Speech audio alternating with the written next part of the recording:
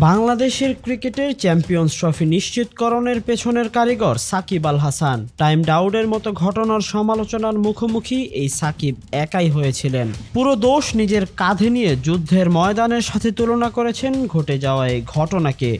তবে সেই চ্যাম্পিয়ন্স ট্রফিতেই যাওয়া হলো না এই যুদ্ধের বীর সৈনিকের। বহুবার সাক্ষাৎকারে সাকিব এই কথাটাই জানিয়েছেন, তিনি চ্যাম্পিয়ন্স ট্রফি দিয়েই তার আন্তর্জাতিক ক্যারিয়ারের ইতি টানতে চান।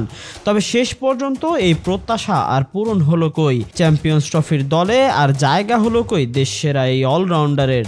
দল ঘোষণার সময় নির্বাচকরা শুধুই জানালেন সাকিবের থেকে এখন আরও ভালো ব্যাটার বর্তমান দলে রয়েছে। আদৌ কি তাই? ছিল কি কেউ সাকিবের চেয়ে ভালো অপশন? উত্তরটা ভক্ত কিংবা ক্রিকেটার সব জায়গা থেকেই আসবে না। তবে আলোচনা এখানেই শেষ নয়, শেষ থেকেই শুরু হয়েছে নতুন কিছুর।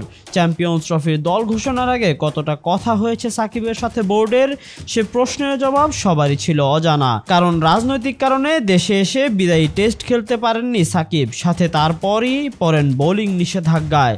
যে নিষেধাজ্ঞা কেটে যাওয়াতে এখন স্বস্তির নিঃশ্বাস ফেলছেন সাকিব। তবে দল ঘোষণার সময় বোর্ড সাকিবের ব্যাপারটি হেলামি করেই কাটিয়েছে। কারণ হিসেবে সামনে এসেছে তার বোলিং নিষেধাজ্ঞার কারণেই তাকে নাকি বিবেচনা করা হয়নি। অথচ বাংলার সাকিব যেন এবার দিলেন ভিন্ন বার্তা।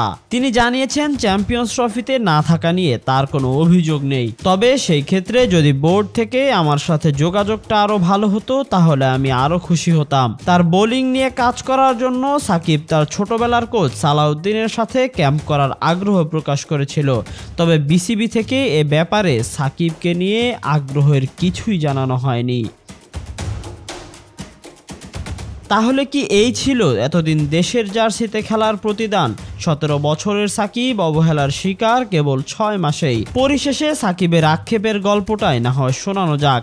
সাকিব নামক প্রাণীটা মুক্তি পাক দেশের আলোচনা সমালোচনা থেকে, আঁকড়ে বাঁচুক নিজের জমানো সব স্মৃতিগুলো নিয়েই।